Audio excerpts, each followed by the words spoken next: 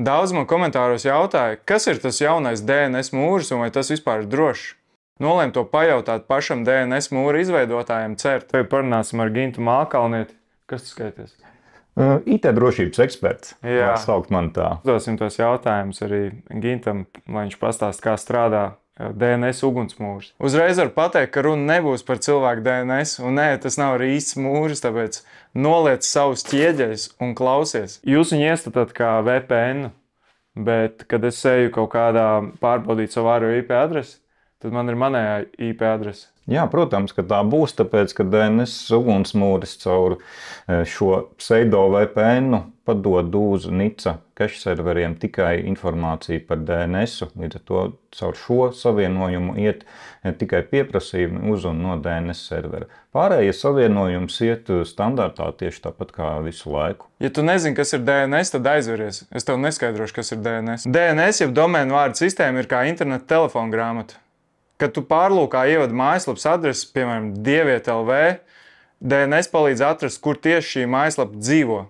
Tas pārvērš viegli saprotamu vārdu, jeb domēnu par skaitļiem, ko sauc par IP adresi. Tas ir tāpat, kā ja tu meklētu kādu draugu telefona grāmatā pēc vārda, lai uzzinātu viņa telefona numuru. Ja, piemēram, vienā dienā visu Latviju pieslēgtu DNS ugunsmūri, bet ja nopietni nekad nevar vaļā dieviet.lv, tas ugunsmūrs varētu pavilkt visus tos datus. Jā, varētu, tāpēc, ka viņš izmanto ļoti jaudīgo NICA.lv cache serveri, kuri šī sistēma strādā jau gadiem, viņa ir attīstīta un viņa tiešām ir jaudīga ar visiem rezervācijas mehānismiem un visu tā, lai tas neapstātos. Ok, par to cache serveri. Vai tas cache arī lietotāja datus? Nē, protams, ka nē. Un šajā gadījumā lietotāja tā atpazīto mājaslapu IP adrešu piesaistē, un viņa netiek glabāta. Šī NICA cache serverī nekad nav tikusi glabāta, un arī šī aplikācijā viņa netiek glabāta, izņemot tos notikumus, kas attiecās tieši uz jums, tieši jūsu detektētajām kaitīgajām kaut kādām detekcijām, ko jūs redzat savā vēsturē. Bet reāli varētu savilkt kopā cilvēku ar to, kur viņš ir aizgājis to detektēto lapu, kā krāpnieku lapu? Principā, ja jūs paši redzat šo savā telefonā uzlicot šo paziņojumu, te jūs to zinat. Mēs savā pusē nezinām. Mēs saņemam tikai statistiku par to, ka šodien mēs esam nobloķējuši 200, rītdien 1000. Mēs redzam kopskaitu. Mēs nezinām, tas bija Jānis, Pēteris vai Anna. Bija cilvēki, kas satraucās par to, ka tagad CERTs varēs izspiegot visus cilvēkus un jau vajadzēs nodot to informāciju iestādēm. Ir kaut kas tāds iespējams? NICS mums pirmkārt nekādu tādu informāciju nedod, ja, un arī mēs viņiem neprasām. NICS ir domēnu vārdu reģistrs, kas .lv, domēnu vārdu galvenā līmeņa uzturētājs, un viņi nodrošina šo cache serveri DNS pieprasījumiem no Latvijas jau kopš 95. gada, manuprāt. Tad jūs izstrādājat lietotni, bet izmantojat NICS? Jā, protams, tāpēc, ka NICS ar DNS-u ir apēdis kilogramiem sāls, un viņi ir šī jomā visnotaļ profesionāli. Kā būtu, piemēram, cik liela iespēja ir, ka, ja es izmantoju savu ISP, interneta piegādātāju DNS-u, kas būtu drošāk, izmantot DNS mūri?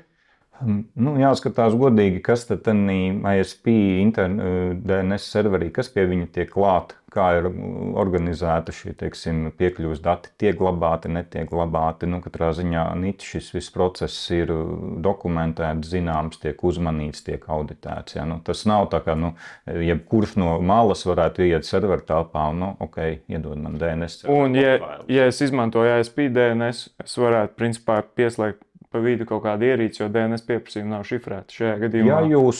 Ja jūs izmantojat klasisko DNS atpazīšanas mehānismu, tad viņš iet nešifrēts ar UDP protokolu.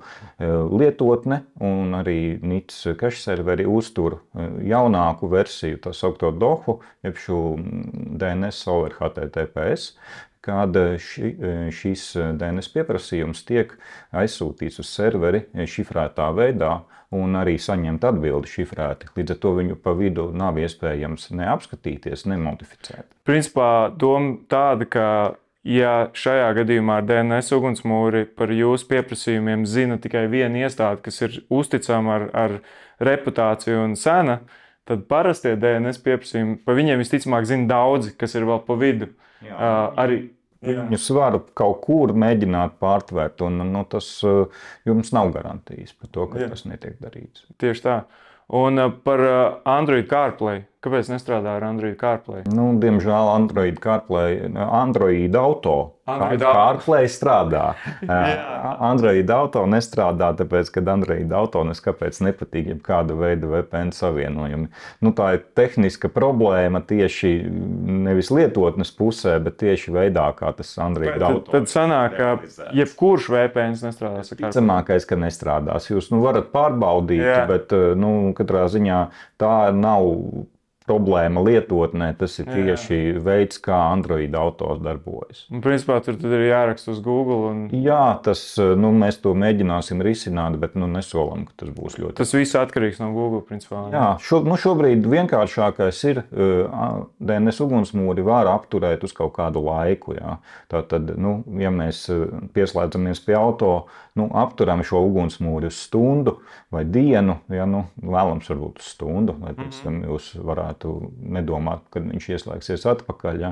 Un atceramies, mašīna varbūt nebūs tā vieta, kur mums noteikti vajag braucot, veikt kaut kādus darījumus, pārskaitījumus vai kaut ko, ja, vadīt savus karšu datus. Tāpēc labāk to nedarīt vispār, arī tad, ja šis DNS mūris tur nav ieslēgts. Jā, tas gan. Cilvēki raksta, ka viņi iesēžoties mašīnā izslēdz, pēc tam ieslēdz. Manuprāt, ka tā jau vairs nav tā demogrāfija, kurā būtu tā kritiskākā un lieciet saviem vecākiem, un lai viņi lieto DNS ugunsmūru, viss tiks nobloķēts. Tieši tā.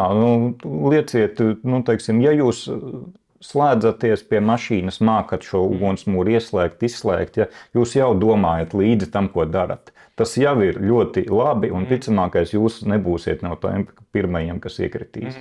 Kā ir ar datubāzi? Kur jūs ņemat tos datus, ko bloķēt? Par Latvijas šīm te bloķējamām krāpnieku adresēm tās ir tās, ko mēs paši vai savācam, analizējot kaut kādus vīrusus, krāpnieku lapas vai ko cilvēki mums piesaka. Arī ļoti daudz, teiksim, ja viņi redz, kad ir kaut kāda nezināma vai iespējams krāpnieciska vēstule, droši pārsūtiet mums, atbildēsim, izanalizēsim uz CERTA.CERTA.LV. Te būs e-pastā. Un šie te dati tiek pārbaudīti pirms nonāk šī datubāzē. Mēs tiešām pārliecinamies, ka tā ir krāpšana, ka tā nav kaut kāda viltus ziņa vai, teiksim, kāds mums neiesūta reālu resursu, kas viņam nepatīk. Ja?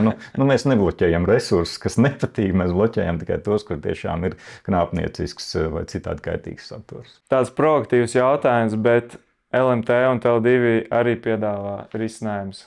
Kā tos salīdzināt ar DNS ugunsmūru? Viņi piedāvātie risinājumi ir tādi globālāki, ja viņus izstrādā ne Latvijā. Un, šiem krāpšanām viņām ir tāda specifika, ka viņas ir raksturīgas konkrētam reģionam. Es nevaru komentēt, cik ātri šīs datubāzes, ko izmanto šie speciālie rīki, ja, viņi atjauninās un iekļauj tās Latvijai specifiskās krāpnieku adreses, bet viņos mēdz būt papildus funkcionalitāte, kas ir, teiksim, svarīga lielākām organizācijām, kas dod saviem darbiniekiem telefonus vai ko tādu. Ja. Bet viņi nav tiešā veidā konkurence ar DNS mūri, kas dara ļoti konkrētas funkcijas. Jā, vēl jau kas, ka viņi neizmanto DOH. To es nezinu, es neesmu pētījis. Jā, līdz ar to principā DNS pieprasījumi nav šifrēti, kas jūsu gadījumā ir foršāki, bet atkal jums ir VPN risinājums, kas kaut kādos gadījumos nestrādās. Diemžēl tās, ja mēs vēlējāmies uztaisīt risinājumu, kurš aizsargā visas lietotnes, ne tikai, teiksim, internetu pārlūkus, bet arī pārējās lietas, tad mums nācās likt šo VPN, lai viņš redzētu DNS pieprasījumus, ko veic arī pārējās lietotnes, ne tikai internetu pārlūki. Principā šis ir tāds maksimāli uz drošību vērsts, kas varbūt kaut kādiem cilvēkiem ierobežos lietojamību, bet viņš ir maksimāli drošs. Lieto DNS mūri un tā ierīce būs par 69% drošāk. Es nezinu, kur es izrauju tādu skaitli, bet lieto to un es ceru, ka tu kaut ko iemācījies.